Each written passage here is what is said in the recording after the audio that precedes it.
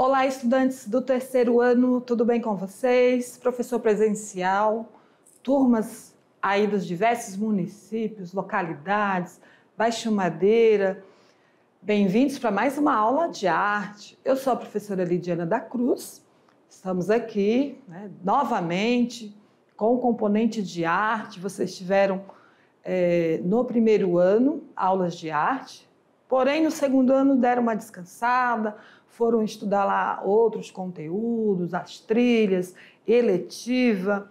Sei que vocês estão assim, cheios de conhecimento, com a mente, com o cérebro aí carregado de conhecimento. Então vamos continuar com os estudos, com a arte aí abrangendo vários contextos, social, cultural e histórico das sociedades. Então, estudante, fiquem atentos, tá? A sequência das nossas aulas. Estamos abordando, então, o estudo da história da arte.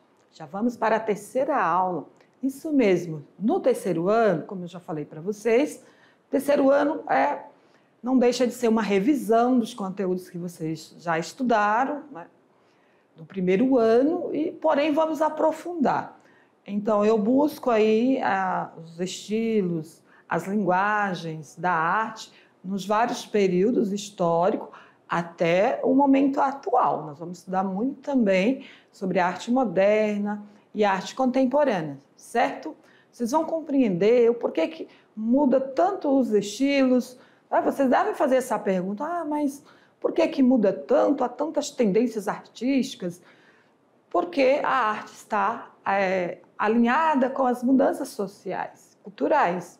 Então, é importante que você tenha essa atenção, sempre fazendo esse paralelo também com o estudo da história, da filosofia, da sociologia, da língua portuguesa, certo, estudantes? Então, vamos dar início à nossa aula 3.1.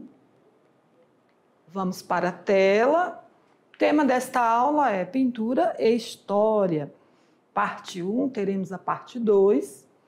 Então, vamos dar agora uma parada, estudante, para falar um pouco das características da pintura histórica. Depois nós vamos retornar com os estudos da história da arte, período moderno. Tudo bem?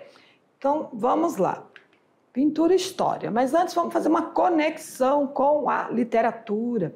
Sempre quando, em algumas aulas, tendo oportunidade, eu trago para vocês um estudo, então, alguma abordagem literária. E nesta aula eu faço aqui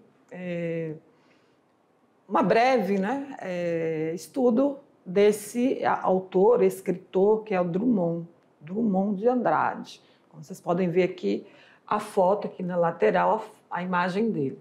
Então, estudante, o Drummond é o escritor mais cobrado nas provas do Enem. Tá? É uma dica para vocês aí, entender que precisa também estudar literatura, textos, os vários gêneros textuais, como também a poesia. Então, o poeta foi já citado durante 15 anos do exame, ele foi citado até em 16 questões, e a maioria na prova de linguagem e código, viu?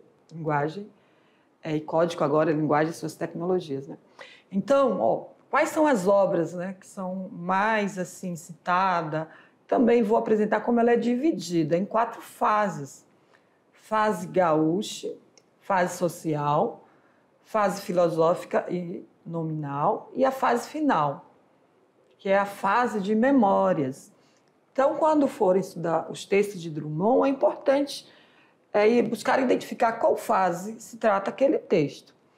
A fase social é compreendida entre os anos de 1937 e 1945, da era Vargas, que foi presidente da República do Brasil. É a mais cobrada no exame, porém essa dica pode ser que não esteja valendo, porque está havendo várias mudanças, com o novo ensino médio. O Enem também pode ser que sofra alguma alteração, então, até antes dos anos anteriores, essa dica era válida, estudante. Por enquanto, o Enem não apresentou modificação com o novo ensino médio. Mas vamos ficar observando, tá? Essa fase reflete, então, o engajamento social e político do poeta, assim como a maioria dos escritores, né? Muitos escritores, eles sempre estão engajados nas questões sociais da época em que ele está vivendo, né? Pode ser uma abordagem política, mesmo dentro da poesia, né? Essa poesia ela não vai ser só um texto lírico, romântico, né? Um texto que vai tratar de temas sociais. Os livros que representam essa fase são A Rosa do Povo, Sentimento do Mundo e alguma poesia. São alguns dos livros de Drummond. Tá? O que eu posso dizer é que eu não cheguei a ler. Eu gosto muito das poesias de Drummond, mas não cheguei a ler nenhum livro desse. Certo, estudante? Então, queridos, tenham sempre essa preocupação. Ao ler um livro, vocês acompanham aí qual a professora de língua portuguesa, o clube de leitura, ela apresenta vários livros para vocês, principalmente os livros que são citados, textos que são citados no Enem, certo? Que vocês tenham essa atenção. Em que período histórico esse escritor pertence? Né? Qual gênero que ele escreve?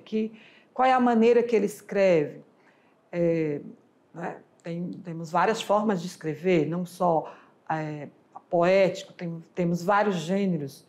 Inclusive, não vai ser nessa aula, em outra aula eu vou apresentar as fases, né, da literatura brasileira e os gêneros, né, as escolas, os gêneros textuais. Eu não aprofundo muito em arte, sobre a literatura. Estudante, eu gostaria de poder aprofundar mais. Eu sei que a professora faz isso em língua portuguesa, mas eu quero estar também trabalhando nesse contexto da literatura, certo?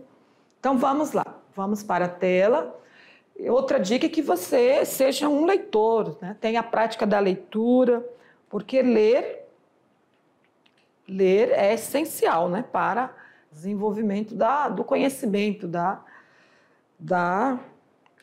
nossa visão de mundo, certo? Então, vamos lá. Vamos para a próxima tela. Então, qual é o nosso tema de hoje? Você já sabe, pintura histórica. História. Vou falar, então, desta maneira, né? Vou usar essa palavra, desse estilo que é a pintura histórica. É um estilo também, né? Que os pintores, né, já desenvolvem esse estilo desde 1648, que era o quê? Pintura histórica, tem a ver com a história, né, professora? Isso mesmo. Que é a forma o quê? Que o artista tem para registrar algum acontecimento histórico. Né? Então,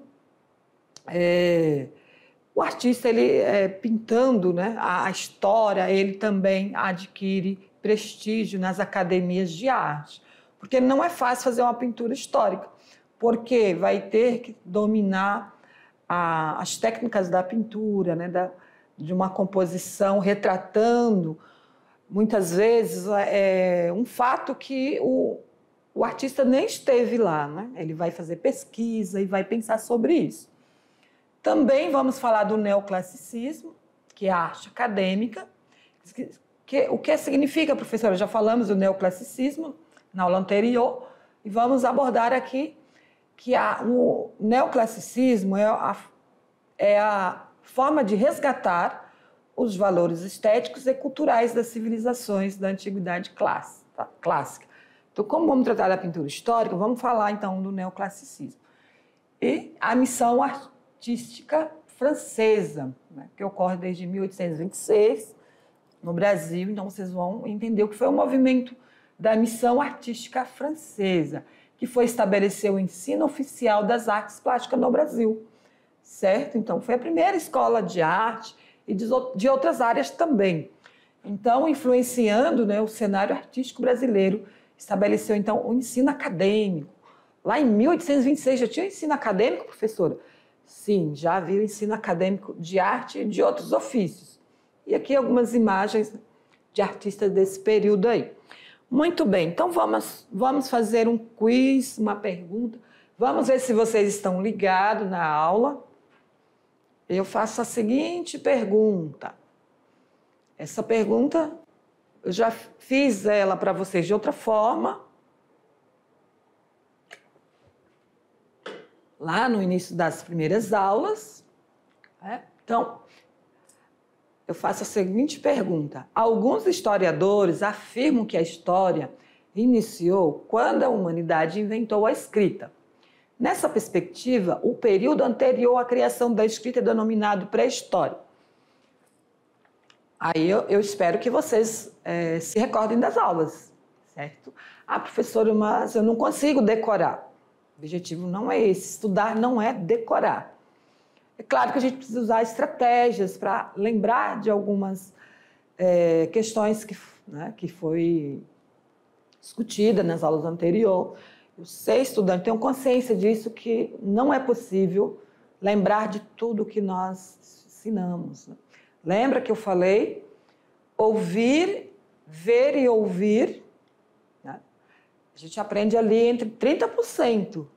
Quando eu vejo, ouço, escrevo e falo sobre aquilo, eu chego a uns 50%, certo? E quando eu consigo falar para outra pessoa sobre aquele fato, a gente aprende mais. Então, estudar não é tarefa fácil, não é só ouvir e ver. Precisa anotar, precisa pensar sobre aquilo, discutir. Ah, mas nós não temos tempo para discutir na sala de aula. No momento das atividades, vocês podem sim parar, fazer uma reflexão, fazer os exercícios coletivamente, em grupo, transformar aquelas questões em quiz, transformar aquelas atividades em uma gincana, uma competição, enfim. Várias estratégias podem ser utilizadas a partir desse material que nós produzimos para vocês. Tudo bem? Então, vamos lá. É verdadeiro ou falso? Então, podemos dizer que é verdadeiro. Antes da anterior, né, o período anterior à escrita, que é, né, só ter livros escritos, né? Período em que a sociedade, as civilizações, lá no período antigo, começou a criar símbolos, desenhos, imagem que direcionava uma informação, né? Códigos e letras. Eles escreviam em pergaminhos, eles escreviam em pedras, em couro, tinha várias formas, não existia o papel propriamente dito, mas já havia o quê? A escrita. Então é verdadeiro. Antes da escrita, período pré-histórico, né? A forma que os historiadores dividiam os períodos. Muito bem, seguindo, então vamos para o conceito de pintura histórica. Observe essa imagem aí. Alunos, o que vocês estão vendo? Importante sempre fazer a leitura da imagem. Por exemplo, estamos vendo que tem alguém sendo coroado. Sei que vocês já leram aqui a informação, mas tem aqui, né, um cidadão sendo coroado, pessoas muito bem vestidas, com roupas oficiais. Né? É um salão, aqui nós podemos ver a profundidade, né, janelas e portas ao fundo. Pessoas aqui em cerimônia. Isso mesmo, é a consagração de Dom Pedro, em 1822.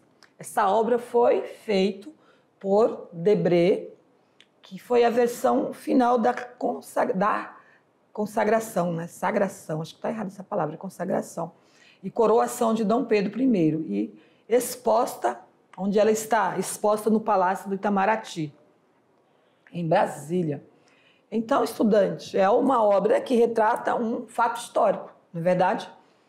E Debré foi um artista renomado desse período aí, do Brasil colonial, né? Período em que havia monarquia, sistema político da monarquia, dos reis de Portugal. Eu estava fazendo uma pesquisa, quantos reis nós tivemos no Brasil? Tivemos até uma mulher, né? Que antes de Dom João VI, teve uma mulher também da monarquia portuguesa. Então, queridos, a pintura histórica são trabalhos de pintores e escultores que ilustram, né, grandes fatos do período histórico, né, fatos, acontecimentos. Os artistas, eles são imersos naquele período, ele pode estar vivendo naquele período ou não, certo? Pode deixar a imagem por trás, diretor. Então, é marcado então pelos acontecimentos históricos. O artista ele pode estar ali imerso naquele período histórico. Neste caso aí, eu fiz uma pesquisa. Debré estava presente no momento da coroação, né, em que Dom Pedro estava sendo ali coroado. Tá? Porém, ele pode fazer uma obra em que ele não estava presente por meio de documentos, pesquisas, enfim. Então, tem várias formas dele retratar um fato histórico. Precisamente, ele não precisa ter vivido aquele período, certo? Nós vamos ver isso em outras obras. Tudo bem? Então, vamos lá. Vamos dar sequência. Vamos para a próxima tela. Então, não é difícil vocês compreenderem, então, o que é a pintura histórica, né? O conceito. Representa, então, fatos históricos, pode ser cenas mitológicas, literárias ou da história religiosa, né? Porém, essa história, geralmente, ela é verídica, porém, pode ser também mitos. Né? A história, o registro sempre está relacionado à questão política, sempre não. Pode-se dizer relativamente, né? Nem sempre vai ser só uma questão, uma história política. Ou histórias de batalhas, cenas de guerra, personagens célebres, fatos e feitos de homens, né? Notáveis, homens considerados como heróis.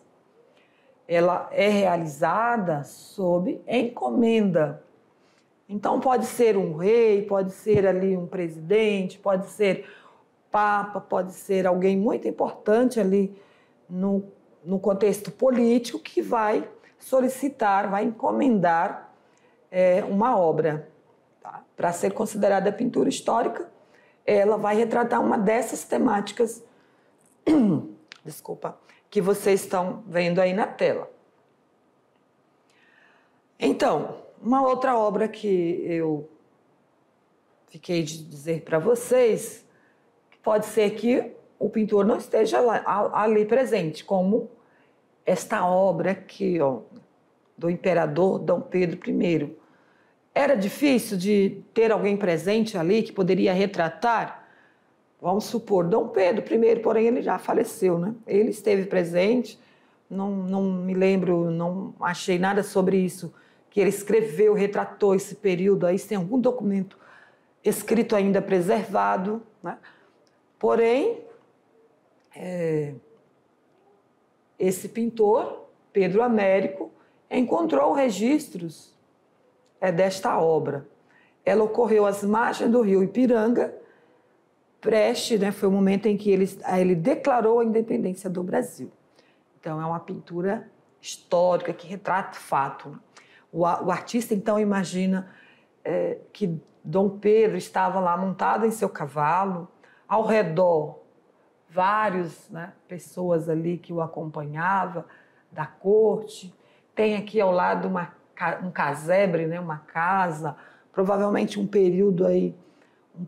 local aberto, onde há pessoas trabalhando aqui na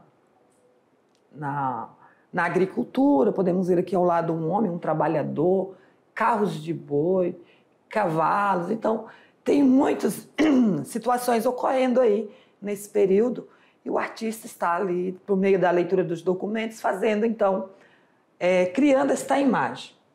Uma curiosidade que eu trago, estudante, hoje minha garganta não está boa, mas temos que seguir, vamos lá, vamos concluir essa aula. Uma curiosidade, estudante, que tem outras obras, não foi só aquela, né? Aquela imagem que eu mostrei para vocês. Essa aqui é a mesma da anterior, mas outras obras também com a pintura, releituras, né? O outro pintor também pode ter feito esta imagem por meio da primeira, que foi a de Pedro Américo, certo? Então, a tela Independência ou Morte, de Pedro Américo, Aqui nós temos informações do formato, né? Ela foi feita em 1888, está exposto, então, lá no Museu Paulista da USP. O artista realizou o estudo que se encontra no Palácio Itamaraty, em Brasília, sobre essa obra. Como eu disse, não sei se quem fez esses textos foi Dom Pedro, as pessoas que estavam presentes, né? Tem algumas informações verdadeiras, né, sobre esse fato, oficiais. Porém, Américo aprofundou-se na pesquisa da época, né, estudando o movimento, que foi um movimento independentista, entrevistando testemunhas, buscando documentos originais, tá, para ele fazer essa obra. Falando mais, então, sobre a análise dessa obra, a construção da imagem, a distribuição dos personagens na tela, como nós vimos, e suas posturas apontam para a elevação de Dom Pedro. Vocês observaram que ele está ali no centro, né, com uma espada erguida, ou seja, com um status de herói nacional. É a ideia de construção da identidade do patriotismo por meio do passado glorioso e suas representações épicas. Então, queridos, Pedro Américo, ele fez essa ilustração, essa composição histórica, colocando ali o Dom Pedro, né, como Dom Pedro I como herói nacional.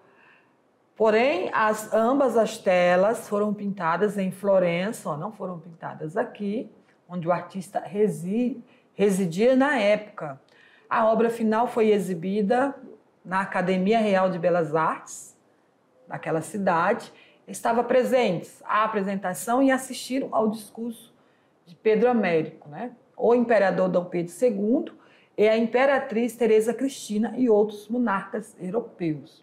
Então, havia pessoas presentes, né, quando ele expôs essa obra. Ó. Inclusive, Dom Pedro II, se não me engano, filho de Dom Pedro I, né? Dom Pedro II, vocês estudam história aí muito mais do que eu, então vocês sabem todas essas informações aí. Se não estão lembrando, façam pesquisas para vocês se aprofundarem, certo? É importante ter essas informações também, né, dos fatos que ocorreram no nosso país. Apresentam algumas diferenças em relação à tela principal, como os personagens retratados, entre eles, o próprio artista que se colocou no grande painel, em trajes civis, no agrupamento em frente ao casebre. Não há registro de data ou forma de incorporação à coleção. Sabe-se que a pintura estava originalmente na sede do Ministério do Rio de Janeiro, até ser transferida para o Palácio do Itamaraty, em Brasília, para compor a sala de Dom Pedro I. Então, queridos, algumas informações que eu trouxe sobre essa obra, para vocês estarem atentos, né, a essas características, diferenças que pode haver numa pintura, né, somente quando um artista, por meio da observação daquela primeira obra, ele faz uma segunda, porém ele traz significados diferentes, né, e formas diferentes. Então, aqui o objetivo, então, foi alcançado, né, dessa obra, da tela, porque entrou para a história e o imaginário da população, sendo interpretada por muitos como se a situação tivesse ocorrido dessa forma. Então, nenhum de nós pensamos diferente, que o grito do Ipiranga foi diferente devido a essas imagens, né? Porque elas estão sempre presentes nos livros didáticos, livros de história. Então, ela eternizou, né, a memória aí desse fato ocorrido, porque sempre a gente vai pensar que Dom Pedro I estava lá montado em seu cavalo, né, ali às margens do rio, e gritou, né, independência ou morte. Enfim, a imagem que nós fazemos com base nessa obra. Tudo bem? Continue estudando, lendo, pesquisando fatos aí, curiosidades sobre essas obras, somente as obras que retratam a história do nosso país. Vamos lá, vamos para a próxima tela. Vou ter alguma questão relacionada a esse tema, viu, estudante? Eu trago outra curiosidade.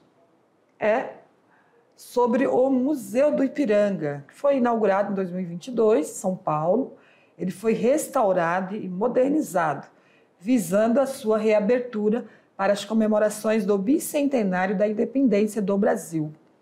Bicentenário quer dizer 200 anos, né, da independência do Brasil. Aqui é uma imagem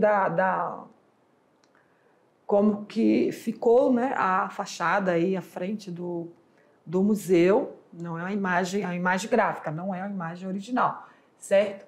Esta imagem aqui, não me engano se é uma imagem real, né? Não lembro de onde eu peguei, acho que foi da revista Exame. Pode ser também que seja uma imagem gráfica de computador, né? Eu, por exemplo, não estive lá visitando esse museu ainda, mas é muito importante. Por que eu trouxe ela, estudante? Porque o Museu do Ipiranga, né, passou por uma situação muito grave, que foi aquele incêndio que houve, não lembro se foi em 2021. Em outras aulas eu trouxe essas informações.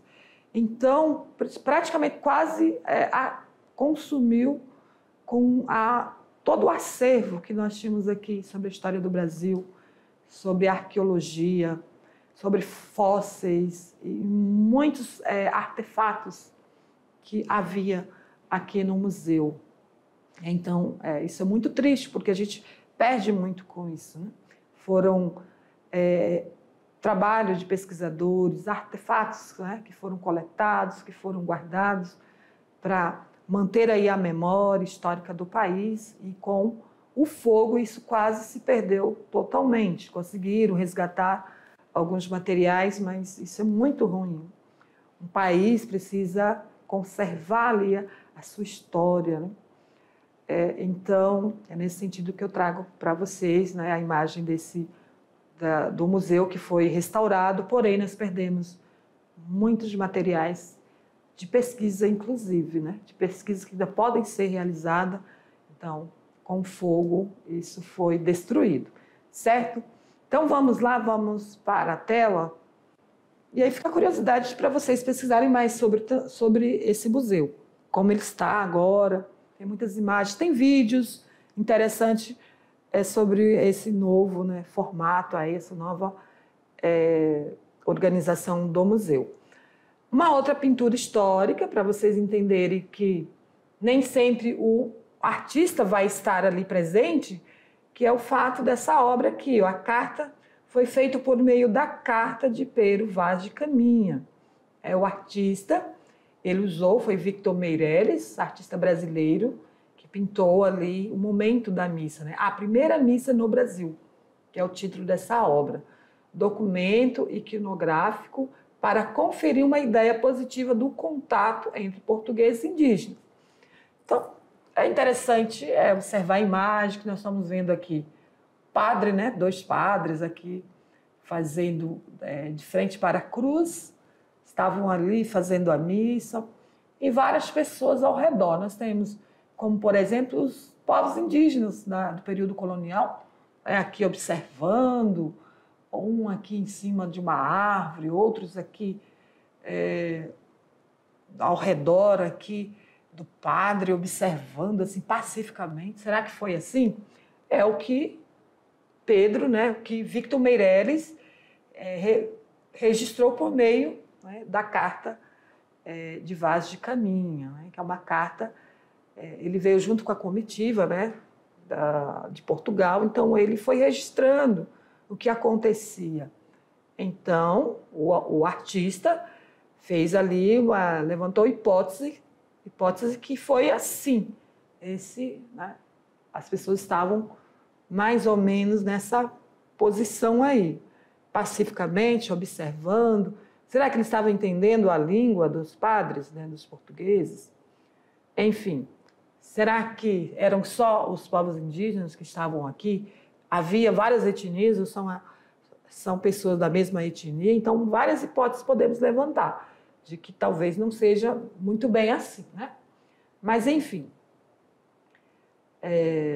vamos para uma pergunta interativa. Estudantes, estamos falando de vários movimentos artísticos, trazemos conceitos aí de alguns estilos, conforme os períodos históricos. Eu faço uma outra pergunta para você. Vamos ver se você está lembrado do que nós já estudamos. Na aula 1, aula 2. A pergunta é o seguinte, olha para a tela. O que significa academismo? Né? Academismo, academia, o que significa isso? Nós temos aí uma fachada, uma imagem antiga da Academia Imperial de Belas Artes, AIBA, localizada no Rio de Janeiro. Então, a palavra já está dizendo alguma coisa, né? Academismo. Então, o que significa isso? Vão pensando, que vocês sabem que os artistas, somente os artistas da pintura histórica, geralmente eles são artistas renomados que estudam as técnicas, né, as cores, para eles fazerem ali uma pintura com tanta nitidez da imagem, com tantos detalhes, dificilmente vai ser só alguém que tenha ali a habilidade de pintar, certo? De desenhar e pintar. Geralmente esses artistas das pinturas, de pinturas históricas, de pinturas do classicismo, né, desse período clássico, que fazem representação ali de imagens, de mitos, de imagens históricas, fotografias de pessoas, de rostos, enfim, de fatos ocorridos, ele desenvolve, né, uma boa habilidade na pintura, então ele precisa estudar. Então, depois vocês me respondem o que é academismo, certo? Vamos então seguindo, já estamos quase concluindo a nossa aula, vamos seguir. E aí eu trago um pouquinho sobre o que foi a AIBA, que é a Academia Imperial de Belas Artes, que deu origem ao projeto da Escola Real de Ciências, Artes e Ofícios, em 1818. Olha, em 1818 já tinha umas escolas aqui no Brasil, fundada por Dom João VI, né, pai de Dom Pedro I.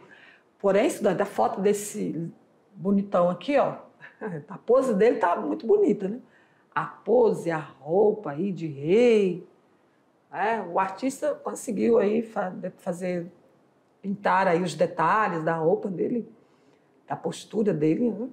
Certo? Então foi fundada, né, com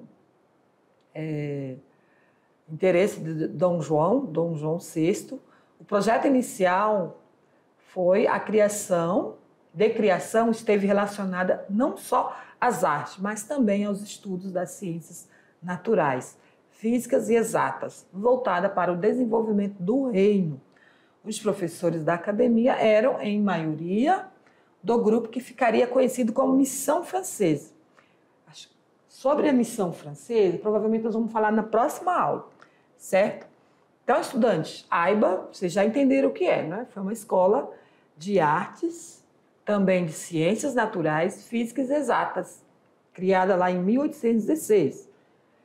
Então, vamos seguindo aqui, não podemos deixar de falar desta imagem aqui, que é uma imagem histórica também, feita por Eugène Delacroix, né? Francês, pintou essa obra lá em 1830, com o título A Liberdade Guiando o Povo.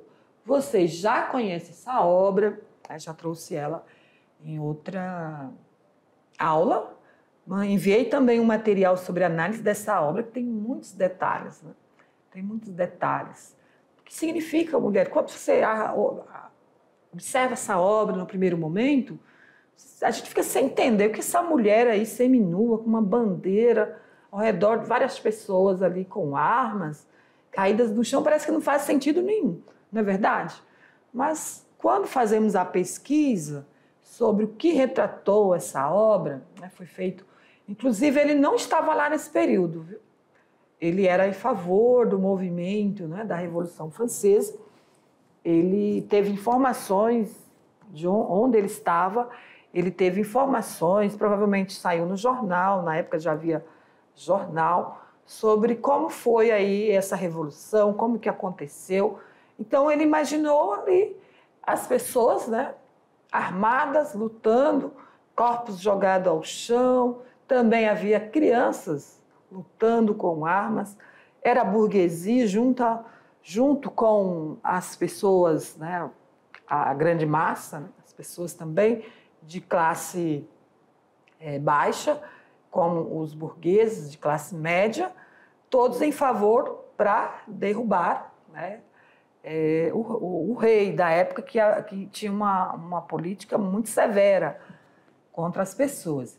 Então, ó, um detalhe aqui da obra: em meio à fumaça dos canhões, uma mulher empunha a bandeira da França e um rifle. Todos os personagens do quadro se engajam em benefício da liberdade. Do lado direito, a força da juventude configura-se num menino armado, o único meio que o povo teria para fazer valer seus direitos, né? Então, essa imagem aí retrata a Revolução Francesa. Então, como o conceito já inicial que nós fizemos sobre a pintura histórica vai estar atrelada ao contexto político, social, pode ser uma mitologia religiosa, né? Uma mitologia que envolve questões religiosas de uma cultura ou outra. O artista ele pode fazer uma pintura histórica de qualquer fase, né? Um período mais antigo, um período mais atual, depende, vai depender do objetivo, né, que ele quer retratar ali naquela obra, certo? Então vamos finalizar nossa aula e logo vamos partir para a correção das atividades. Então vamos para a tela. Inclusive, estudantes, se vocês puderem, vocês podem ler lá o material da análise dessa obra, certo? Muito bem.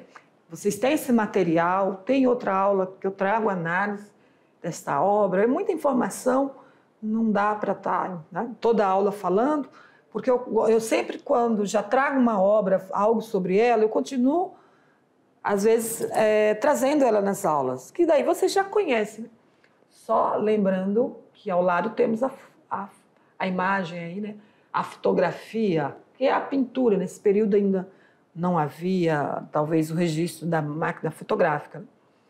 Então, a pintura do artista Eugène Delacroix. Muito bem, vamos então para finalizar com a nossa enquete. Então, o que significa academismo? Quer dizer que as academias são as instituições que conferem caráter oficial aos princípios estilísticos de um determinado período. Então, academismo são os artistas que estudam, né, por exemplo, em academias de artes, e eles seguem aquele padrão ali, o estilo daquela academia. Então, academismo é o termo que, na arte, que se refere à pintura, escultura ou construção criada segundo as normas de uma academia. Então, cada academia pode ter normas diferentes, né? Por exemplo, a pintura neoclássica, o neoclassicismo, eles seguem um padrão muito rígido, né? Da pintura ter muita perfeição, uso de luz, né? De muitas, de pintar também questões reais, realidade, enfim. Seguindo, vamos para um processo de criação. Meu autorretrato. E eu trago aqui o autorretrato da Tarsila do Amaral. Ela fez esse autorretrato, então trago essa proposta para vocês fazerem o seu autorretrato. Como você se vê? Então, no retrato que me faço, traço a traço. Deixa eu ver, esse texto aqui é de Mário Quintana, que ele fala também sobre o autorretrato. Então, duas formas do autorretrato: forma de texto e forma de imagem, de pintura ou desenho. Você pode estar fazendo aí. Às vezes me pinto nuvem, às vezes me pinto árvore, ou coisas que não existem, mas que um dia existirão. E desta lida em que busco, pouco a pouco, minha eterna semelhança. No final, o que restará? Um desenho de criança corrigido por um louco. Então, esse texto de Mário Quintana, que trata sobre o seu autorretrato. Então, você, estudante, pode fazer aí seu autorretrato. Eu trago aqui algumas dicas para vocês estarem fazendo, né, seu autorretrato. Só falando do poema, o o lírico, né, se pinta de forma metafórica, com elementos da natureza e coisas imaginárias, fazendo uso da linguagem figurada, né, ou figurativa. Então, como que você construiria o seu autorretrato? Que elementos você usaria para compor sua imagem? Quais momentos de sua imagem você iria retratar? Então, queridos, fica aí essa proposta de atividade. Para um pouquinho aí na aula. Vamos fazer o autorretrato de cada um? De repente, peça para alguém fazer o seu autorretrato. Você faz de alguém, faça do professor, para ver como nós nos vemos, né? Nos observamos. Tá bom? Fechamos então com esta aula. Vamos só para ali as nossas referências e concluímos a nossa aula.